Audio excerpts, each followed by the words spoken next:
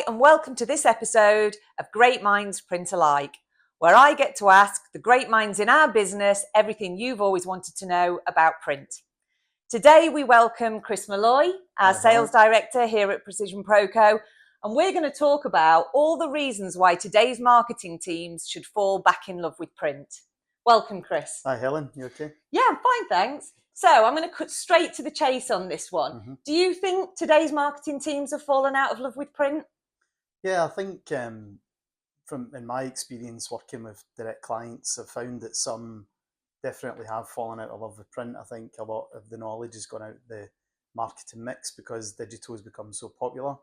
But I think we're also seeing a bit of a transition to back to print because of the sort of digital noise that's going on. It's becoming so crowded. And I think a lot of brands are going back to those traditional ways of targeting either acquisition clients or retention. So we're seeing a move back to that, I would say. So you're talking very much there about a business-to-business environment. Yes. If we were talking to brands who are selling to consumers, is print still relevant for them? Yeah, I think so. And I think especially in the direct-to-consumer world, you're seeing a lot of personalisation used. And that can be complemented on email and also offline channels and bringing them both together. So are you saying we should be using print instead of digital or alongside digital? I think in some aspects it should be one or the other, but I do think they work more closely together, better together. I think they perform better when they're run together. That's interesting. So give me an example of a campaign where you think digital and print have worked well together. We work closely with Vets for Pets on their retention campaign around the annual vaccinations for consumer pets.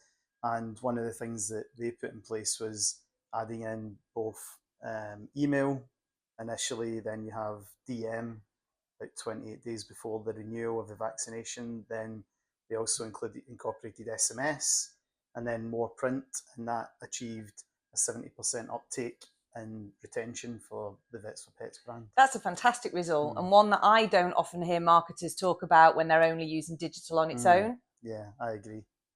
So just thinking a little bit more about this whole concept of using digital and print, I guess one of the misconceptions, and certainly one that I had before I worked in the print industry, was it was really hard to track results from a print campaign.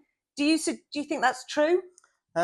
Yeah, I think to a certain extent, because a lot of the digital activity can be based on last click, which is really effective, and that's what most brands use. But I would say that with the introduction of QR codes and a bit of technology around some of the things that we are doing, we are able to track how people are interacting with mail, and it's working more effectively to join up both digital and offline. So I guess one of the key objectives of your print campaigns and direct mail campaigns that you talk about is actually to drive consumers online. Yeah, I would say so. And that's where most brands are selling now, online. So taking the physical piece, using a QR code to direct them directly to the online channel, or even some technology we've seen in the market where you can actually click on your camera onto a picture and it takes you directly to that product on the website. So that's how print is incorporating the digital world, really, and it's working really well. Okay. And I guess there's one big elephant in the room when we talk about direct mail specifically, and that is it not just junk mail? I know we talk a lot about spam emails and mass marketing from an email perspective, but is DM just junk mail, or is there a way to make DM more than just junk mail? Yeah, I mean, I think there's that misconception because maybe 20, 25 years ago, the big credit card brands were sending out millions of packs and it was all really junk mail trying to get people to sign up for a new card. And I think now what we are really seeing is that when we create more packs that are actually data driven based on a brand's sort of consumers and what they look like, and we find lookalikes, or we might find people who are in a home mover journey, for example, where we can drive like acquisition for those brands through specific data that brings the right customer at the right time. So you've talked about two industries already, or two sectors already. You've talked about the pets sector. You've also talked about the home movers sector just then. Does print or does direct mail, I think we're edging towards a direct mail conversation here. Does direct mail work only in certain industries, or can it work across industries? Yeah, I mean, I think it can work across multi-sector. Like we've talked about home movers more specifically for like home improvement brands. But even when you look at some of the big technology companies like Google and Shopify, like we work with Shopify and we target new businesses to take up their platform. It's one of the best performing channels, the DM side. And also, when you look at Google, they're one of the biggest DMers in the UK, trying to get people to sign up for AdWords. So it's working for those big technology brands. So I think it can really work across multi-sector. And I recall the Amazon Christmas catalogue as well. Yeah. One of the biggest e-commerce retailer in the world. And I recall a couple of years ago that Amazon did their own catalogue, didn't they? So not necessarily DM, it was more of a catalogue piece.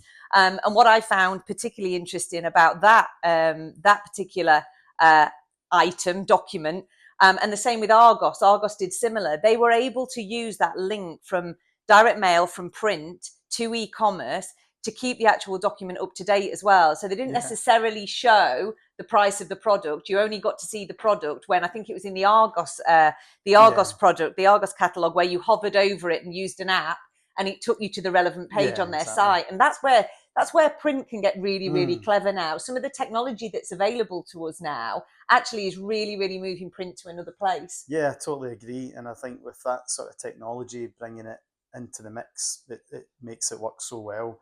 And I think these brands are capitalizing on it. Like a brand like Amazon, for example, they rely on super personalization for recommendations, and that's something they can incorporate really easily into the print. And with the technology that's in the market now, digital print is really the sort of mainstay for personalized print now. So that's interesting, because I think a lot of marketers will believe the only way that you can be that personalized is by being digital or by using digital channels.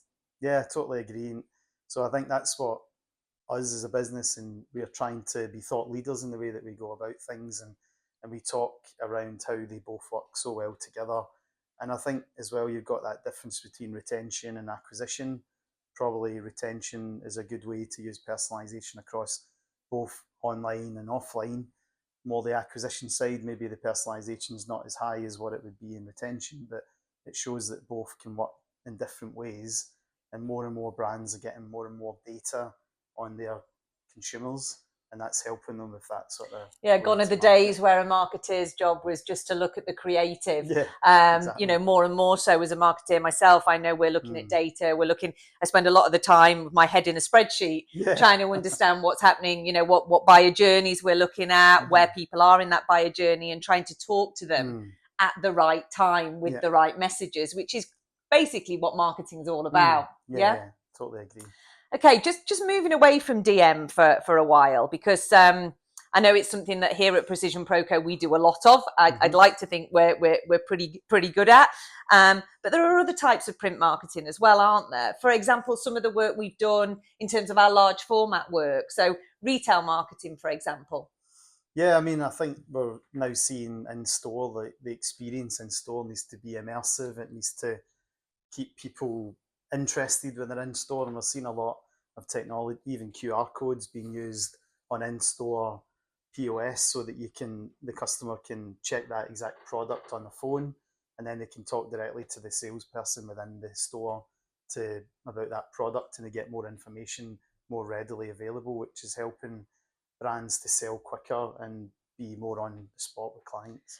And I think there's some science behind that, isn't there? A little bit like DM, there's science about where you put certain information on a page, and in store, there's some science about where certain points of point of sale should be around the store to grab the consumer's attention. Is that something that we can help our clients with? Yeah, totally. I think we work with many retail clients, and we look at the store layout and how we can place the sort of signage in certain areas. Even floor graphics have become really popular, and that's something that we've been doing over the last few years with quite a lot of our retail clients. So yeah, we can definitely help with that. Okay, I'm going to take you back a bit. Bit of a random question here. What's the first piece of print that you remember seeing in your life? Yeah, that's quite a good one, actually. Do you know what? It's actually like a fond memory, actually, because when I think of print and when I think of mail coming through the door, it always reminds me of that time.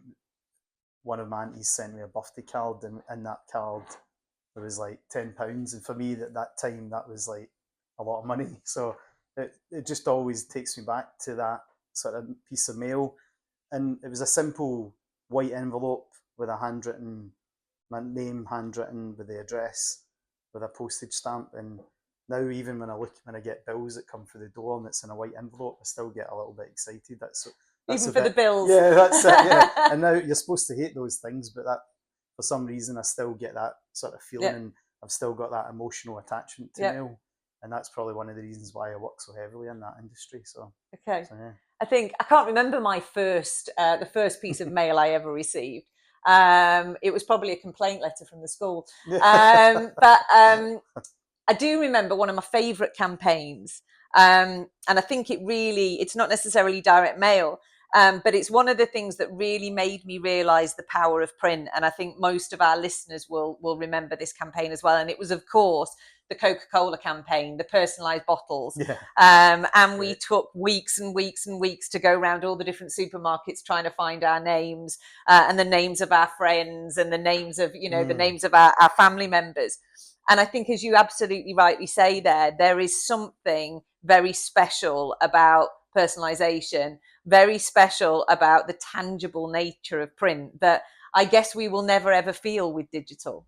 Yeah, totally agree. And that exact same campaign, when that kicked off, I don't have any kids, so I've got a niece called Rosie and a nephew called Charlie, and I went and bought a bottle of each and posted it to them as a gift, as a surprise. So that's how much it sort of hit me as well. And I do think it's so important channel.